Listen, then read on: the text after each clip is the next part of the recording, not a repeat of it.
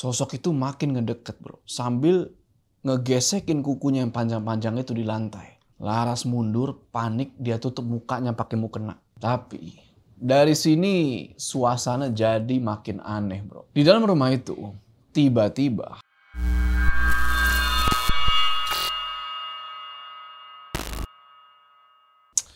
selamat datang lagi di House Horror, di mana di segmen ini gue akan ceritain kisah-kisah horor dari kalian yang mungkin aja nih kejadian sama gue. Dan assalamualaikum buat semuanya. Semoga kalian semua nonton video ini diberikan kesehatan, dilancarkan rezeki, dan selalu dimudahkan usaha dan selalu dilindungi dari segala mara bahaya di dunia ini. Seperti yang gue bilang tadi, masuk ke House Horror kali ini kita dapat lagi sebuah cerita. Kalau kalian pernah ingat Lawan Abang, itu ditulis oleh Filandita. Nah sekarang kita dapat cerita yang berjudul Rumah Bapak, ditulis oleh orang yang sama. Nah kenapa mesti rumah bapak gitu? Kenapa nggak rumah emak atau rumah uak, rumah kakek atau apalah gitu? Kenapa mesti rumah bapak? Jadi gini, ceritanya waktu itu ada sepasang suami istri. Namanya sebut aja Fatir sama Laras. Mereka berdua ini dikasih rumah bro. Rumah yang cukup megah gitu, rumah mewah. 2 lantai. Tapi si Laras ini ngerasa kalau rumah ini mewah tapi kok kayak serem-serem gimana gitu. Singkat cerita, masuklah mereka ke dalam rumah ini. Walaupun ya suasana di sekitar rumah itu agak mencekam gitu ya. Pohon-pohon tinggi. Wah lebat lah pokoknya di sekitar rumah itu. Tapi si Fatir ini tetap pede. Dia bilang tuh ke bininya kan, udah nggak apa-apa. Nanti juga seremnya hilang kok. Kalau kita udah tempatin pasti semuanya enak. Tapi yang jadi pertanyaan, apakah iya ini cuma perasaan Laras aja kalau rumah ini serem, atau memang ada sesuatu yang terjadi di dalam rumah itu yang menyebabkan rumah ini jadi angker? Dan apakah Laras dan suaminya selamat tinggal di dalam rumah itu? Tonton video ini terus. Udah kita nggak usah lama-lama lagi, udah siap? Mode horor aktif.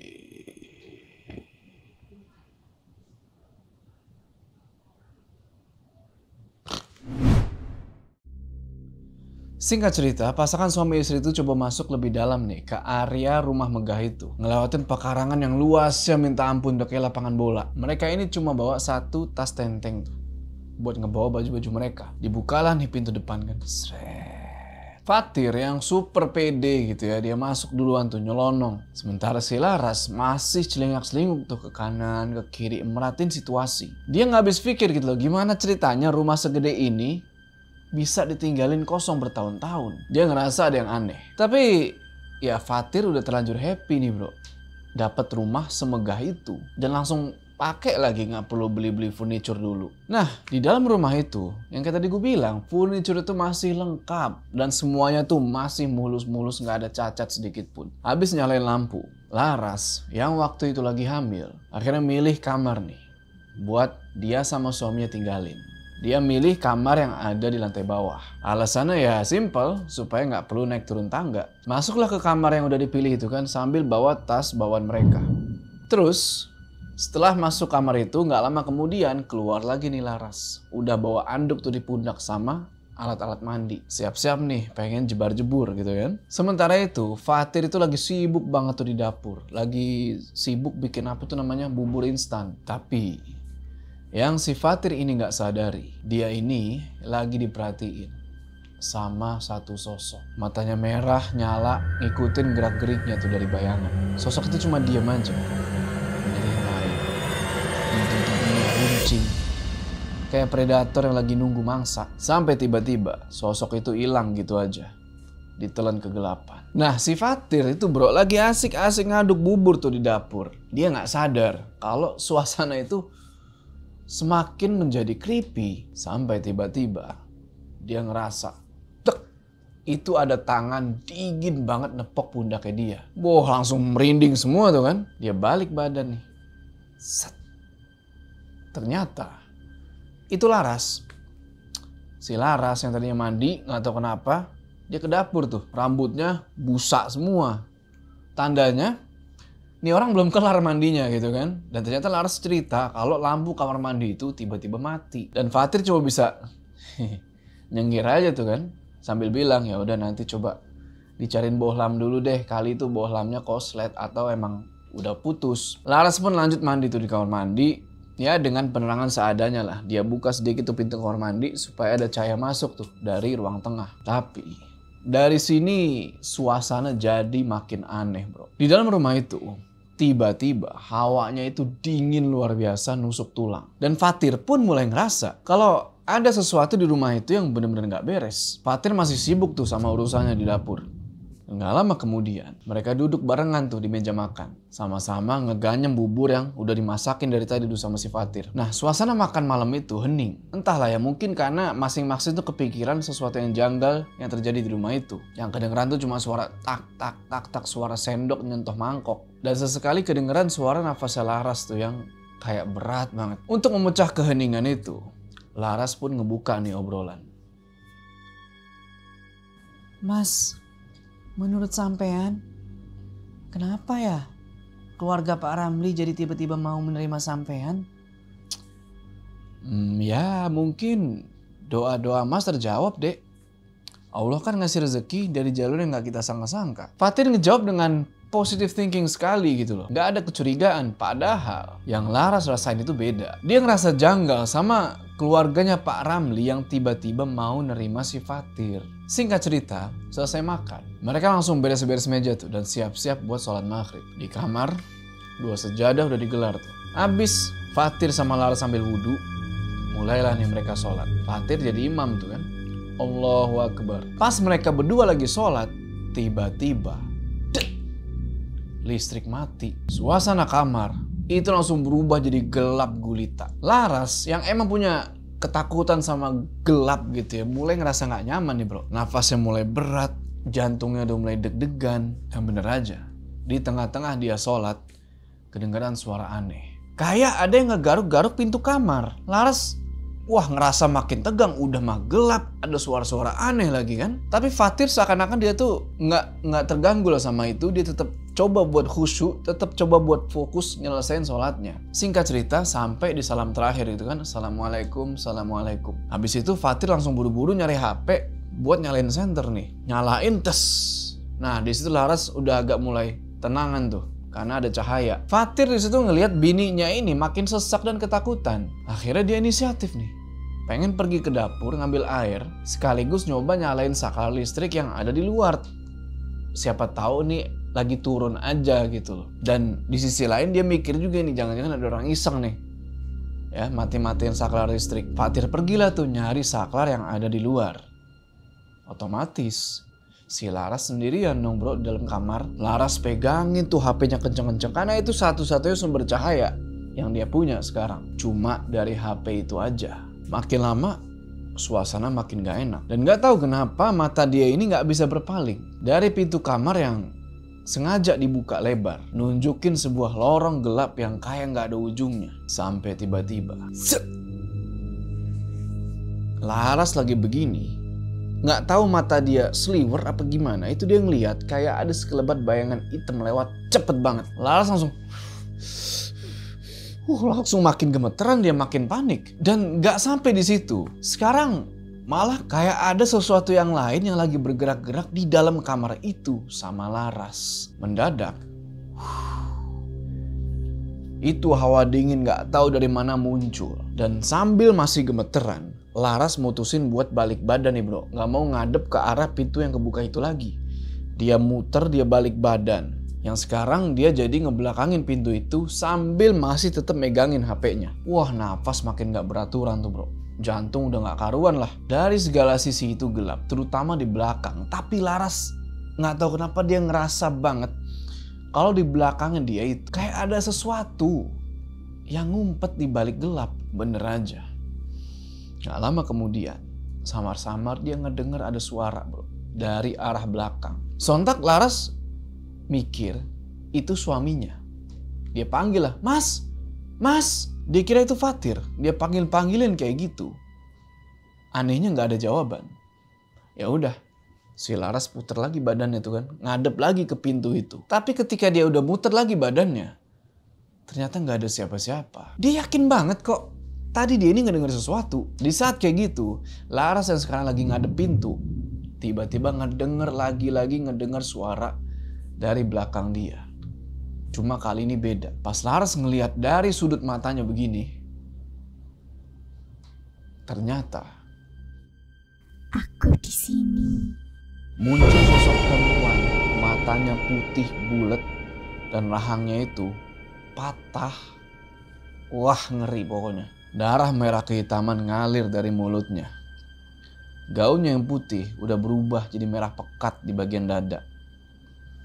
Aroma anyir campur busuk langsung nusuk hidung tuh. Bikin Laras mual. Dan sekarang jarak mereka itu cuma sejengkal bro. Bener-bener deket. Di situ Laras ngalamin yang namanya freezing. Gak bisa gerak dia. Dia saling tatap sama sosok itu. Yang cuma beberapa detik itu berasanya kayak lama banget. Akhirnya Laras gak tahan lagi. Dia merem. Terus habis itu dia teriak. Coba buat manggil suaminya gitu kan. Dan di saat yang bersamaan lampu nyala. Dan Fatir datang tuh.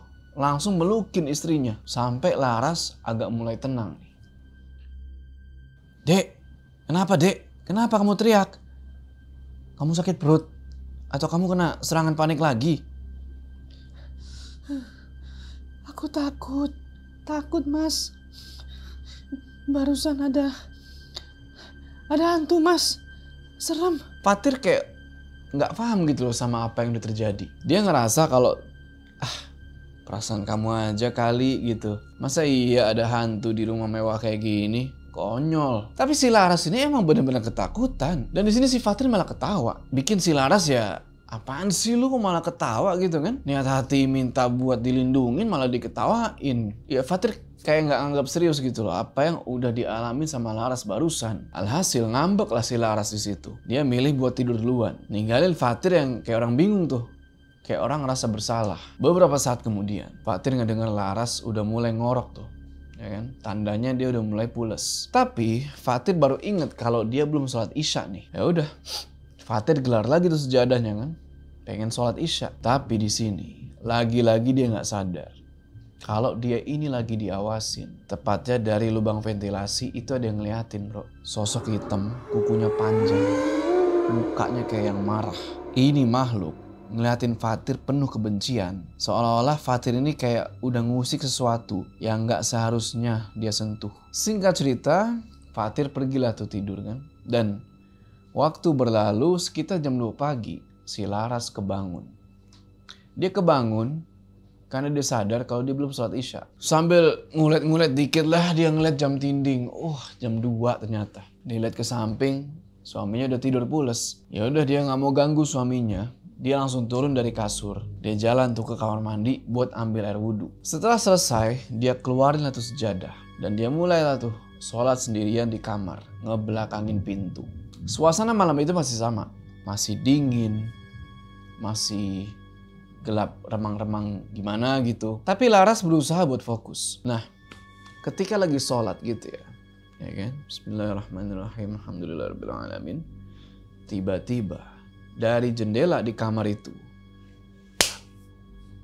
kayak ada yang nabrak atau mungkin kayak ada yang gedor karena itu kaca sampai bergetar. Laras lagi sholat ya kaget lah kan, jantung langsung duk duk duk duk duk, lutut mulai lemes nih kan karena dia keinget apa jangan-jangan setan tadi. Tapi dia coba buat tetap fokus nih bro, coba buat nahan rasa takutnya. Dia tetap coba buat khusyuk. Di tengah-tengah sholat, lagi-lagi Laras ngerasa kayak ada sesuatu yang bikin risih lah. Meskipun begitu dia tetap coba buat bertahan. Nggak mau dia batalin sholatnya tuh. Walaupun badan udah merinding, udah bergetar. Beberapa saat kemudian, lampu utama di kamar itu tiba-tiba kayak kedip-kedip. Dan gak lama kemudian mati. Sisa lampu tidur kecil doang tuh di pojokan kamar yang ngasih cahaya warna kuning temaram. Di satu sisi, untung masih ada penerangan. Tapi di sisi lain, ya warnanya kuning lagi. Kok jadi serem gitu loh. Tapi tetap Laras coba lagi buat fokus. Allahu Akbar, dia sujud nih bro. Pas lagi sujud, dia ngedenger dari belakang pintu itu kebuka. Wah, langsung keluar tuh bro keringet dingin. Kamar yang tadinya berasa nusuk tulang tuh hawanya kan dingin, mendadak jadi gerah, jadi pengap. Nah, di tengah-tengah usaha luar biasa mencoba khusyuk, Laras kayak ngedenger ada satu bisikan halus. Jelas banget kedengeran di kupingnya dia. Ngomong kayak gini. Berhenti. Di situ Laras langsung melambat. Dia coba bangun dari sujud. Tapi sebenarnya dalam hati mulai panik. Matanya agak kayak ngelirik gitu kan. Ya kan, lagi sholat tapi kayak ngelirik gitu. Nah, dari sudut mata dia tuh ngeliat kayak ada sosok berdiri di ambang pintu. Wah, makin chaos lah tuh, makin panik, nafasnya udah berantakan, otomatis bacaan berantakan. Di situ udah kayak dari sudut mata Laras ngeliat lagi sosok itu pelan-pelan mulai jalan, ngedeket ke arah Laras. Jalan itu kayak diseret. Sret, sret, sret. Wah, berdiri semua tuh bulu. Dia pengen tutup mata, tapi takutnya kalau dia melek lagi itu sosok udah ada di depan dia. Nggak ada pilihan lain tuh bro. Akhirnya dia terus lanjutin sholat. Walaupun perasaan udah campur aduk tuh. Dan bacaan udah amburadul. Dalam kepalanya dia pengen cepet-cepet nyelesain sholat. Lanjut sholat. Nah, si Laras ini nggak ngedenger lagi tuh bro suara langkah. Tapi perasaan takut, perasaan tegang masih ada. Dan dia coba begini lagi kan, kayak ternyata sosok itu udah nggak ada. Agak lega Laras di situ. Pikir dia ini sosok udah pergi. Ya udah kan, akhirnya dia berusaha ngelanjutin sholat dengan tenang. Tapi ternyata dia salah. Tiba-tiba itu muncul rambut panjang menjuntai ke bawah, kena muka dia. Otomatis Laras ngelirik ke atas dong begini kan. Wah, dan lu mau tau apa yang dia lihat? Ternyata di situ udah ada sosok perempuan, mukanya pucat, lagi merangkak di langit-langit. Sempet eye contact nih mereka berdua kan. Dan lu mau tahu apa yang sosok itu lakuin? Sosok itu malah senyum, nampakin bibirnya dia tuh yang berdarah-darah. Batal di situ udah. Laras langsung keduduk panik dia. Astagfirullah. Bismillah. Allah. Qul a'udzu bi. Aku suka melihat imanmu terserak. Aku suka rasa takutmu terhadap kami lebih besar dari apa yang kau sembah. Sosok itu pelan-pelan mulai ngejatuhin dirinya tuh dalam posisi ngesot. Gerakannya tuh patah-patah kayak kepalanya goyang ke kiri, ke kanan. Gak bakal ada manusia kuat ngeliat ini menurut gua mah. Laras ngerasa kalau bacaannya itu udah hilang lah, gak tau kemana, udah batal lah pokoknya. Dia coba buat baca doa nih. Qomat Kamit baca doa, tapi gak bisa. Berantakan. Sosok itu makin ngedeket bro. Sambil ngegesekin kukunya yang panjang-panjang itu di lantai. Laras mundur, panik, dia tutup mukanya pakai mukena. Di keadaan kayak gitu, yang itu makhluk tinggal sejengkal lagi mungkin. Tiba-tiba lampu utama di kamar itu nyala. Dan ketika lampu itu nyala, sosok itu hilang. Tapi pintu kamar masih kebuka lebar. Bikin Laras ngerasa kalau wah ini belum sepenuhnya aman nih. Nggak pakai pikir panjang, Laras langsung lari itu ke pintu. Nutup cepet-cepet, brak gitu dia lempar mukena ke lantai. Habis itu dia langsung naik ke atas kasur, masuk ke dalam selimut. Dia pelukin tuh suaminya yang masih tidur pules seakan gak terjadi apa-apa. Yang Laras harap dia ini cuma mimpi buruk aja. Tapi kenyataannya bukan mimpi. Besok paginya suasana rumah itu masih berasa gak enak tuh bro. Fatir lagi sibuk tuh di dapur, lagi nyiapin sarapan. Gak lama si Laras keluar tuh dari dalam kamar. Fatir nengok begini kan. Itu mukanya Laras kacau banget pak. Matanya hitam nih bawahnya tuh. Gara-gara semalaman gak bisa tidur. Ya gimana bisa tidur? Kalian tahu sendiri kan apa yang terjadi semalam itu.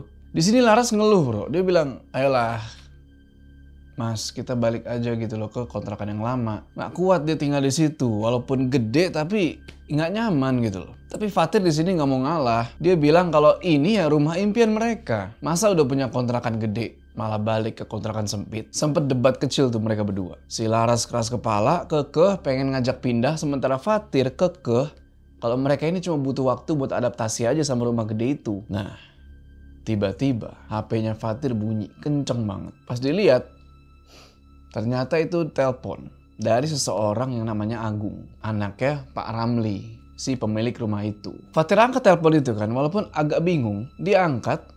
Tumben nih nelpon si anak si Pak Ramli kan. Si Agung ini nanya, gimana betah nggak tinggal di situ? Fatir bilang, ya masih butuh adaptasi, butuh waktu lah buat terbiasa. Nah, selanjutnya si Agung ini ngomong sesuatu yang bikin Fatir puyeng. Buka saja laci di kamarmu. Mas sudah siapkan uang untuk biaya hidupmu setahun ke depan. Nggak tahu cukup atau tidak, tapi kalau kurang ya bilang saja. Fatir sama Laras ngedenger itu kaget bro. Nggak bisa berkata-kata, speechless. Udah dapet rumah, dikasih duit pula. Wow gitu kan, kurang baik apa nih si Pak Ramli. Buru-buru lah mereka ke kamar, mereka cek tuh laci. Dan bener aja, itu duit segepok warna merah. Wah banyak banget, rapi banget tuh ditata. Udah kayak apa ya, laci di bank lah gitu ya, isinya duit semua. Yang jadi pertanyaan, ini duit beneran Pak Ramli yang ngasih atau siapa ini, dari mana datangnya gitu kan? Dan kenapa dikasih duit sebanyak itu? Mas, ini uang asli. Kok banyak banget sih? Itu cuma 50 juta, Fatir. Nggak sebanding dengan apa yang akan kami dapat karena kamu. Bukan. Maksudnya nggak sebanding dengan penderitaanmu selama ini, Tir. Kami semua hidup berkecukupan, sedangkan kamu malah sering kelaparan. Dan ya, jangan ragu ya buat pakai uang 50 juta itu. Mas tahu, karena selama ini kamu hidup miskin, kamu jadi nggak pernah lihat uang sebanyak itu sebelumnya. Tapi kali ini, ya uang itu benar-benar punya kamu. Habis itu, telepon ditutup. Fatir mikir nih, ini kayaknya momen yang tepat nih buat resign. Dapat duit sebanyak ini bisa buat modal usaha. Udah bertahun-tahun bro, dia itu jadi cleaning service, jadi OB. Udah ya ngelewatin masa-masa susah lah. Tapi sekarang dengan duit sebanyak itu, mungkin dia bisa mulai hidup baru nih. Tapi di balik semua itu masih ngerasa kayak ada yang nggak beres. Apalagi soal keluarganya Pak Ramli ini loh. Dia itu kayak keluarga yang misterius banget. Terus tiba-tiba ngasih uang. Terus tadi yang si Agung kayak kecelek ngomong, nggak sebanding dengan apa yang kami dapat karena kamu. Itu maksudnya apa? Tapi ya udahlah gitu kan. Fatir nggak mau terlalu mikirin soal itu. Yang penting dia dikasih duit 50 juta. Nah, dia mau buat apa nih sama duit ini? Di situ Laras masih ada di ruang tengah sendirian. Dia tahu kalau dapat duit sebanyak itu, tapi nggak tahu kenapa itu nggak bikin dia seneng. Malah bikin makin aneh dan makin nggak nyaman aja di rumah itu. Akhirnya dia berusaha lah buat nggak terlalu meduliin suara-suara aneh yang dia dengar di rumah itu. Tapi ya itu susah buat hilang. Jadi emang Laras ini ngedengar ada bisikan-bisikan kayak jangan kembali, pergi. Kalau kamu nggak pergi kamu mati.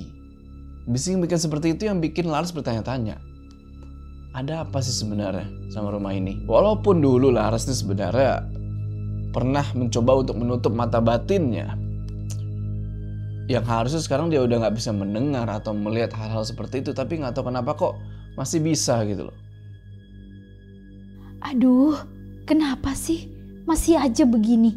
Katanya mata batinku udah ditutup.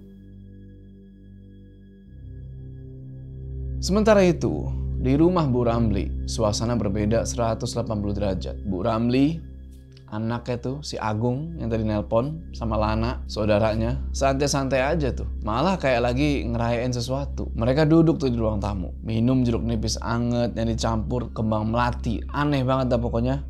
Kayak nggak ada beban gitu hidup mereka. Dan mereka semua udah tahu kalau rencana mereka ini sudah berjalan dengan sempurna. Bu Ramli ngerasa puas banget di situ. Dia udah lama banget dendam sama suaminya yang dulu pernah selingkuh di belakang dia. Yang dimana anak dari suaminya itu adalah Fatir. Yang sekarang nempatin rumah itu. Yang dimana Fatir ini sekarang udah jadi sasaran utama dari si Bu Ramli ini. Agung sama Lana juga ikut seneng. Mereka tahu Fatir sama Laras istrinya itu bakal ngadepin masalah yang gak pernah mereka hadepin sebelumnya. Dan gak bakal bisa mereka selesaiin. Setelah ketawa-ketawa, senang-senang, minum-minum gitu ya, Bu Ramli berdiri di hadapan satu foto, yaitu foto suaminya. Bu Ramli tatap foto itu dengan tatapan penuh kemarahan, bro. Penuh kemarahan, penuh dendam. Dia inget banget, dulu itu Bu Ramli setia, ngebelain suaminya banget. Tapi dia nggak terima sama sekali ketika suaminya mutusin buat selingkuh sama pembantunya sendiri. Bahkan sampai hamil. Dan ya itu yang bikin Bu Ramli jadi dendam. Sampai akhirnya Bu Ramli memakai cara nggak bener lah. Untuk demi membalaskan dendamnya ke Pak Ramli. Di rumah besar itu, Laras mulai ngerasa makin gak enak. Suara-suara aneh itu udah berhenti. Tapi sekarang dia malah ngerasa kayak diawasin di setiap langkah. Laras naik nih ke lantai 2. Berharap mungkin lantai 2 itu berbeda daripada lantai bawah. Tapi yang ada di lantai 2 itu malah makin suram. Udara yang dingin sekarang berubah jadi pengap tuh. Seakan-akan ada sesuatu yang nahan dia buat kabur dari rumah itu. Sesuatu yang bisa dibilang udah lama tidur. Dan sekarang bangun buat ngelihat Fatir sama Laras jatuh ke dalam sebuah perangkap. Singkat cerita, hari udah mulai gelap. Hujan deras masih aja turun tuh dari siang. Petir menyambar-nyambar udah kayak badai. Laras mundar mandir aja tuh di teras kan nungguin suaminya pulang.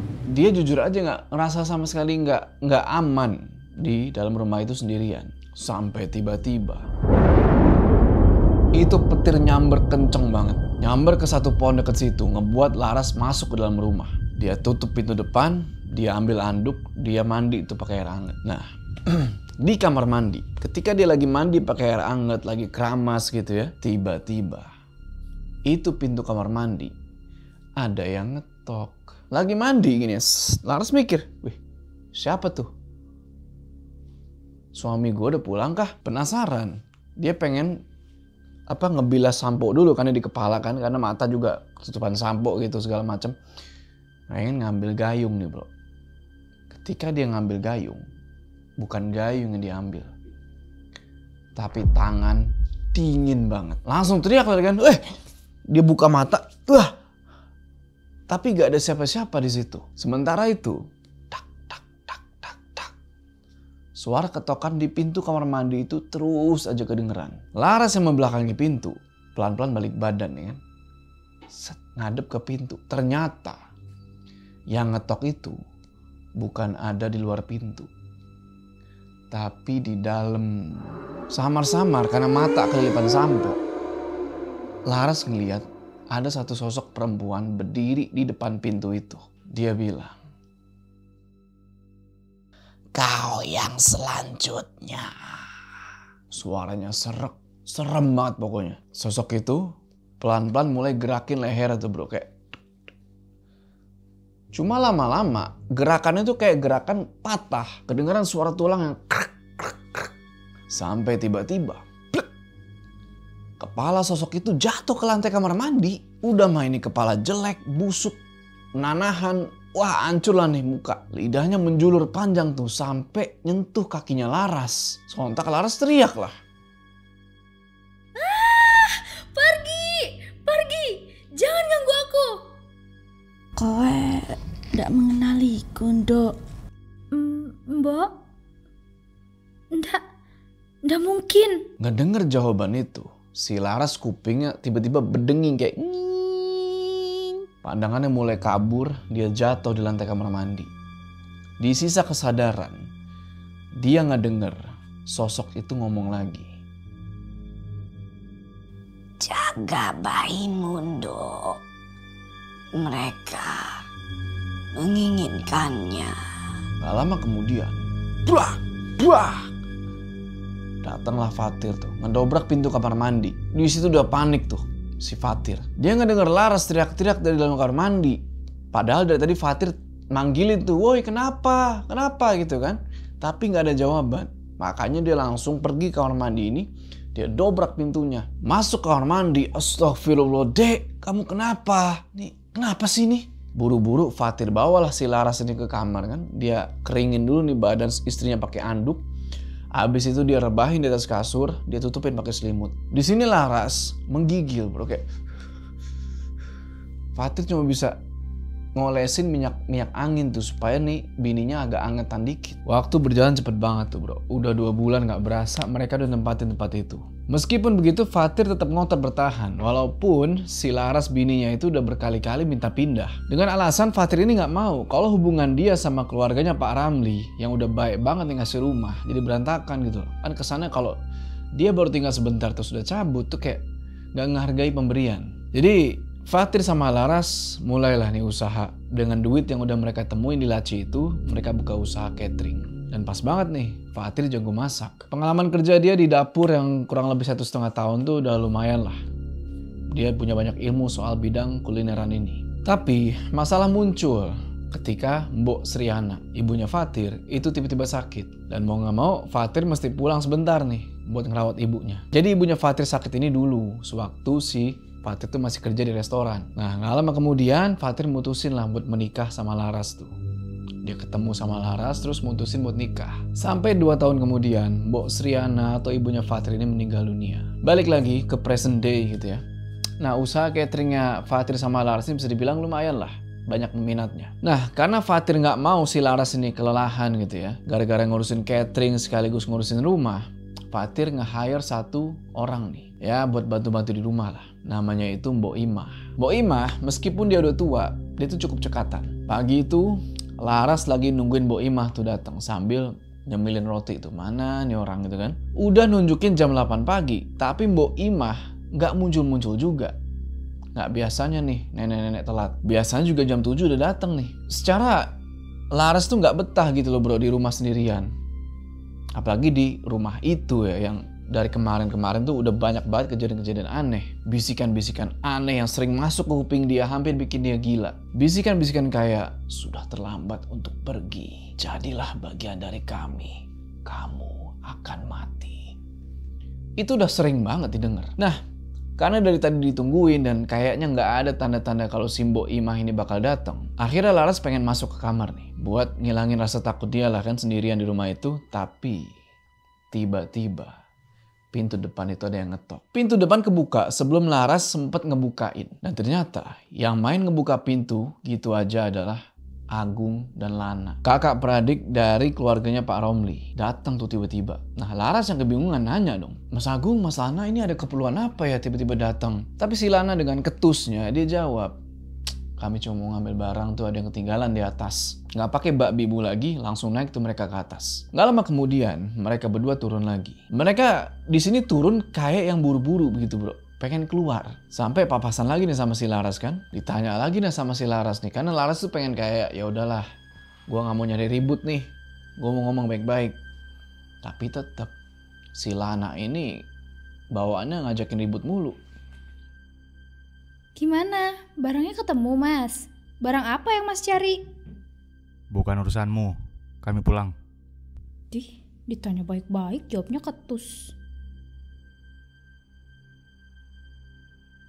Singkat cerita, si Agung dan Lana yang tadi mampir ke rumah Laras udah balik lagi nih ke rumah besar Ibu Ramli. Dan Bu Ramli langsung nanya tuh ke mereka. Gimana? Wis kalian taruh di tempat aman? Sudah kok Bu. Aku juga sudah masukkan ini ke tempat air minum mereka. Bagus. Nanti malam adalah bulan purnama yang bertepatan dengan malam Jumat Kliwon. Kita harus lakukan ritualnya tepat tengah malam. Singkat cerita, malam itu di rumah Fatir hening suasana. Jam udah nunjukin jam 11 malam. Laras masih belum bisa tidur tuh, sedangkan Fatir udah tidur nyenyak kayak biasanya. Laras di tengah keheningan itu tiba-tiba ngedengar suara dari kamar sebelah. Ada suara aneh muncul nih dari sebelah kan. Pengen ngecek, tapi Laras ini udah terlanjur ketakutan. Udah tuh, Laras tetap gak bergeming sampai tiba-tiba pintu kamar itu kebuka pelan-pelan. Laras di situ ngelihat kan sontak, set, langsung tarik nafas, tahan nafas tuh bro. Saking dia takutnya. Dan lu tahu apa yang muncul? Di sini nggak tahu kenapa Laras tuh kayak dikendalin sesuatu. Matanya itu udah wah nangis aja tuh, udah penuh air mata. Dia pengen berhenti tapi nggak bisa. Dia nggak bisa kontrol badannya. Dia terus aja ngikutin sosok itu. Sosok yang mirip sama mertuanya itu. Ingat kan? Mbok Sriana. Nah, sosok itu terus ngebawa Laras sampai ke lantai 2. Dan ternyata sosok yang udah menyerupai Mbok Sriana itu memandu Laras ke depan sebuah kamar yang kekunci. Laras berusaha buat buka pintunya nih, tapi nggak bisa. Laras coba cari tuh kuncinya kan ke sekitaran. Ketemu nih bro. Ternyata kuncinya itu ada di bawah kaki meja. Dia ambil kuncinya sambil gemeteran. Dia coba buka pintunya tuh kan. Begitu pintu dibuka, zeng. Laras tuh langsung disambut sama debu, sama udara lembab. Wah, pokoknya itu ruangan kayak udah lama banget nggak kepake. Dia coba raba-raba nyari saklar lampu kan, dan tak, nyala lah nih lampu berwarna kuning. Habis itu dia jalan nih sambil ragu-ragu ke satu meja yang ditutupin pakai kain hitam yang berhiaskan kembang melati layu. Sambil gemeteran, Laras tariklah kain penutup itu kan, set, buat ngeliat nih apa yang ada di bawah kain ini. Apa itu? Jadi bukan meja tapi peti. Petinya udah sedikit kebuka dan kecium bau kayak kapur barus dari dalam peti itu. Laras penasaran, dia buka lebih lebar ini peti kan, dan barulah kelihatan jelas apa isi peti itu. Astagfirullah. Mayat siapa ini? Laras kaget banget tuh ngeliat jenazah yang udah busuk. Walaupun bau busuknya disamarin sama bau kapur barus itu, tetap aja bau busuknya lebih nyengat sampai bikin si Laras ini mual. Dia mundur tuh beberapa langkah kan. Nah pas lagi mundur ini, dia nabrak sesuatu di belakang. Pas dia balik badan begini, wah, di situ dia udah ngeliat Agung berdiri sambil senyum serem banget. Agung pelan-pelan mulai ngedeket tuh dengan senyum yang bikin merinding. Gak lama adeknya si Agung tuh, si Lana, muncul juga tuh di depan pintu. Ngebuat Laras udah bener-bener ke pojok. Kenapa ada di sini, Dek? Di dekat mayat bapak pula. Harusnya kan kamu tidur nyenyak seperti suamimu itu. Mas Agung? Kenapa ada di sini? Fatir sudah aku urus, Mas. Cepat urus dia juga. Mau apa sampean, Mas? Kalian apakan suamiku? Diam! Kamu tidak berhak baik tanya. Lepaskan! Lepaskan aku, Mas! Nggak pantas sampean perlakukan aku begini. Kenapa tidak pantas? Sejak awal kami berniat menjadikan Fatir dan calon anaknya itu sebagai tumbal. Wah, di situ Laras shock banget dan perasaan tuh campur aduk, marah, takut, dan putus asa karena ke pojok. Dia nggak bisa percaya nih sama apa yang baru dia denger. Hah? Kenapa kalian tega? Karena keberadaan Fatir di antara kami tak pernah kami harapkan. Benar. Dia itu tidak lebih dari seorang anak haram. Sudah, jangan banyak tanya. Ikut. Di sini, ya Laras nggak punya pilihan selain ikut mereka. Laras dibawa masuk tuh ke dalam satu ruangan yang gelap dan pengap, mirip kayak gudang. Lilin yang ditaruh di atas tempat lilin yang bentuknya trisula tuh 3 tuh dinyalain tuh. Tas, tas, tas. Di sini Laras sadar kalau badannya dia udah diikat dan dia coba buat berontak tuh. Tapi Agung kekuatannya luar biasa. Laras diikat di atas sebuah amben yang udah dialasin kain hitam. Di samping dia, ternyata udah ada Fatir juga lagi berbaring. Badannya diikat, matanya ditutup. Nggak tahu nih, dia tidur apa pingsan. Baru pengen teriak, mulutnya udah disumpel pakai kain tuh sama si Agung. Pelan-pelan, Agung ngedeketin Laras. Dan dia bisikin ke kupingnya. Shh, jangan berisik. Dia tidak suka. Mas, bangun Mas. Lihat perlakuan orang-orang yang sampean sebut kakak ini. Tapi sayangnya Fatir gak bisa ngerespon apa-apa. Gak lama, suara langkah kaki yang lain kedengeran nih dari arah pintu. Dan muncullah Bu Ramli yang udah pakai pakaian serba hitam. Beliau jalan pelan-pelan dan dia bilang, Apa sudah siap, Le? Sampun, Bu. Siapkan sajen. Kita akan mulai ritualnya. Ritual dimulai dengan menggores tangannya Fatir tuh. Sret, sampai darah netes. Laras teriak-teriak tuh panik kan, berusaha ngelawan. Berhenti! Kamu melukai suamiku. Biadab. Ritual apa yang mau kalian lakukan? Kalian pantas untuk ini. Uang dan kekayaan ikut kalian nikmati. Sekarang kalian cuma perlu menggantinya. Sambil ngomong gitu, Bu Ramli sibuk nih lagi nyalain dupa. Sementara si Agung sibuk tuh nyalain lilin-lilin yang ditata ngebentuk lingkaran. Ngelingkarin si Fatir sama Laras. Habis itu Bu Ramli bilang tuh ke Agung sama Lana, ayo duduk kita sambut tuan kita. Duduklah nih mereka bertiga. Sambil meremin mata dan mulutnya komat kambit tuh gak tahu baca apa. Gak lama angin sepoi-sepoi masuk tuh lewat jendela. Ngebawa bau anyir dan busuk banget. Ngebuat Laras mual. Mau gak mau dia mesti tahan muntah. Dan bener aja, tiba-tiba ada sosok berjubah hitam muncul. Melayang tuh bro. Di belakangnya ada sosok lain yang bentuknya serem banget. Kayak semacam pengawal gitu lah. Terus sosok berjubah hitam ini bilang, Braga, kau lapar? Sebentar lagi waktumu makan. Selamat datang, tuanku, Tuan Angkara. Lihat apa yang kami siapkan untukmu. Di sana ada anak yang berasal dari benih suamiku. Apa benar kalau aku tumbalkan, aku bisa dapat lebih? Dasar budak setan, jangan berani-berani korbankan suamiku. Perempuan ini, dia punya bayi. Aromanya aku suka.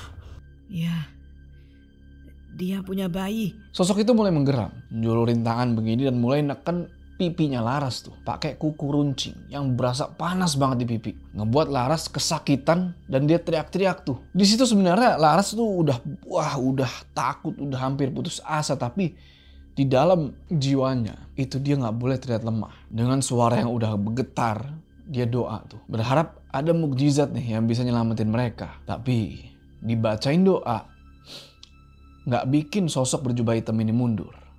Malahan dia bilang, Ambil janin ini sebagai hidangan pembuka. Mas, ya Allah, anak kita mas, ayo bangun. pelan-pelan Fatir udah mulai sadar. Dia ngeliat-ngeliat gitu ya kan, sambil pelan-pelan buka mata. Sementara si Laras masih teriak-teriak tuh bro. Selagi Bu Ramli pelan-pelan ngebuka ngebuka kakinya Laras tuh. Fatir yang mulai sadar, ngebuka mata, dia kaget tuh. Panik karena ngeliat ada satu sosok yang bener-bener asing. Sosok berjubah hitam itu. Bangun mas, mereka mau menumbalkan kamu. Mereka juga berusaha ngambil calon anak kita. Apa-apaan ini? Aku keluarga kalian. Kenapa begini? Kamu bukan bagian dari kami. Kamu anak yang tidak kami harapkan hadir. Mati saja kamu. Lepaskan istriku. Lepaskan dia. Urusan kalian itu sama aku. Siksa aku. Sakit mas, sakit. Di sini Bu Ramli pakai satu pisau kecil. Udah berhasil lagi-lagi sore ini agak grafik. Ngerobek misnya si Laras. Terus tangannya Bu Ramli pelan-pelan tuh merobos ke dalam gini. Kayak ngorek sesuatu.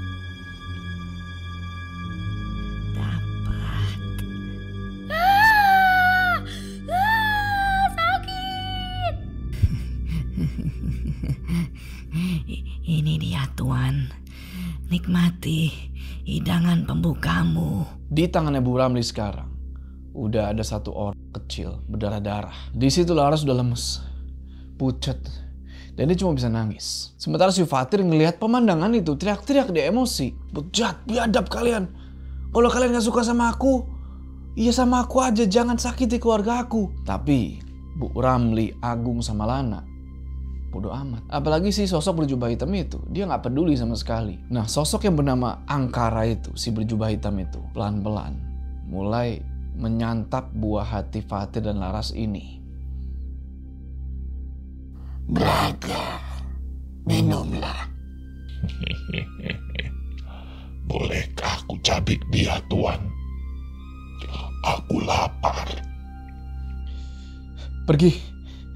Jangan apa-apakan istriku. Secepat kilat, sosok pengawalnya si Angkara ini melesat dan nyekek leher Fatir. Sementara itu, Bu Ramli ketawa-ketawa kegirangan ngeliat pemandangan itu. Abis Laras ngucap kayak gitu, tiba-tiba, nggak tahu gimana caranya, dari atas dia muncul bro, satu sosok berjenggot putih. Laki-laki berjenggot putih itu ngejulurin tangannya kayak begini. Dan Laras kayak kenal siapa sosok ini. Dok, tidurlah. Eyang. Akhirnya kau memanggilku lagi. Lama ndak ketemu, Dok. Karena seseorang membatasi kita saat itu. Aku ndak lagi bisa membantumu sesuka hati. Kecuali kau sendiri yang memanggil aku. Braga yang tadinya lagi coba buat ngisep jiwanya Fatir, mundur nih. Fatir selamat nih untuk sementara, tapi dia terlalu lemes buat ngelawan atau gerak. Terus sosok kakek berjenggot putih itu ngeliat ke arah Angkara dan kroconya. Dia bilang, Pergi. Kau sudah melukainya telak. Pergi sebelum aku menghabisimu dengan izinnya. ngelihat situasi kayak gitu, Angkara nyuruh Braga buat ninggalin tempat itu. Sepertinya Angkara nih tahu siapa sih kakek-kakek jenggot putih ini. Makanya dia nggak berani ngelawan. Sementara Bu Ramli bingung tuh bro. Ngelihat Angkara nyuruh si Braga pergi. Ini ada apa nih? Kok malah kabur bukan ngelawan? Dia panik tuh. Berusaha banget buat nangan mereka. Tunggu Tuan, aku sudah lakukan tugasku. Apa yang aku dapat? Kali ini kau gagal. Tapi Tuan, kami sudah lakukan semua dengan baik. Mana mungkin kami terima kalau tak ada imbalan. Braga, kau lapar. Makan saja mereka.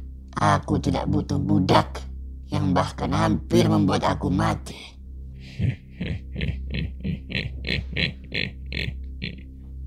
Dia jin muslim yang berusia ribuan tahun. Penguasa istana gaib di kaki Gunung Merapi. Menghadapinya sama saja mengantar nyawa. Dan kau, dengan bodohnya, membawaku berurusan dengan dia. Di situ Braga melolong bro, udah kayak serigala. Au. Dan yang dia terekam pertama kali itu si Agung. Diiseplah darah anak itu sampai kering. Habis diminum darahnya, badannya Agung tuh habis cabik-cabik. Sementara Bu Ramli sama Lana yang ngeliat itu cuma teriak-teriak histeris, ketakutan dan kebingungan. Tapi gak ada belas kasihan bro dari sosok Angkara ini. Dia melesat tuh, nabrak badannya Bu Ramli. Sampai badannya Bu Ramli mental tuh ke tembok. Saking kencangnya, kedengeran tulang punggungnya Bu Ramli itu patah. Dan dia gak bisa bergerak lagi. Habis itu Angkara melayang, ngedeketin jasadnya Bu Ramli. Dan dia bilang, Aku lapar. Ini waktunya makan. Bolehkah aku makan jiwamu, budakku? gak pakai lama, mulut sosok yang bernama Angkara itu kebuka lebar kayak begini. Dan dia isep abis tuh semua yang ada di dirinya Bu Ramli. Sampai badannya Bu Ramli berubah jadi hitam dan kering tuh bro. Udah kayak mumi. Sementara itu si Lana kabur tuh bro. Lari ketakutan, nyoba buat ngumpet. Dia nyempil nih di bawah tangga, berharap si Braga gak bisa nemuin dia. Tapi dia salah. Karena penciuman Braga itu jauh lebih tajam dari perkiraan. Sambil netesin air liur, dia ngedeketin Lana tuh. Dengan tatapan yang kayak belum makan seminggu. Pelan-pelan si Braga angkat tangannya begini dan kelihatan semua tuh jari-jari tajam. Dan dia serang langsung tuh. Cat, muka sama leher Lana. Luka-luka itu bikin Lana kehilangan matanya. Dan dia masih mencoba buat kabur tuh sambil ngeraba-raba lantai. Darah udah netes di mana-mana. Tapi Braga nggak kasih ampun. Dia terkam, dia gigit tuh leher Lana, dia isep darahnya sampai habis. Fatir dengan kondisi yang masih lemes dan gemeteran nanya ke Laras. Dek, kita selamat. Iya, kita berdua selamat. Tapi tidak dengan anak kita, Mas. Maaf, aku gagal menjaga kalian. Sementara itu, Angkara yang lagi asik menyantap Bu Ramli nggak sadar kalau di belakang dia sekarang udah berdiri si sosok berjenggot putih itu. Kakek itu lalu ngelilitin satu tali bercahaya ke lehernya si Angkara. Dan seketika Angkara ini kesakitan dan langsung berontak-berontak tuh bro. Di sini si kakek itu bilang, Berapa banyak manusia yang kau sesatkan? Hadirmu membuat dunia ini semakin rusak. Bismillahirrahmanirrahim. Aku menghukummu Angkara. Pergi dan tinggallah di neraka yang kekal. A'udzubillahi minasyaitonirrajim. Bismillahirrahmanirrahim. Berhenti. Allahu la ilaha illa huwal hayyul qayyum. La ta'khudhuhu sinatu wa la naum. Aku benci mereka yang menggaungkan ayat suci dengan iman. Lahu ma fis samawati wa ma fil ard. Man dhal ladzi yashfa'u indahu illa bi'idhnih. Ya'lamu ma baina aydihim wa ma khalfahum. Panas. Panas. ولا يحيطون بشيء من علمه إلا بما شاء وسع كرسيه السماوات والأرض ولا يؤوده حفظهما وهو العلي العظيم الله أكبر. Angkara dan kroconya, si Braga itu kebakar bro. Sampai mereka berubah jadi abu dan hilang tuh ditiup angin. Kondisi Fatir sama Laras sekarang masih lemes, tapi mereka udah selamat. Dan yang Abdullah pelan-pelan ngedeketin Laras tuh, berdiri di samping dia. Sebelum pamit, beliau bilang, Alhamdulillah, yang mengganggumu sudah pergi. Luka dan dukamu akan sembuh.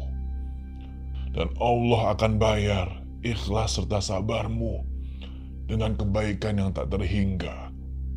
Semoga kita tidak bertemu lagi dalam keadaan bahaya seperti ini. oke teman-teman, itulah tadi cerita Rumah Bapak dari Filandita, penulis Lawan Abang. Gimana menurut kalian ceritanya?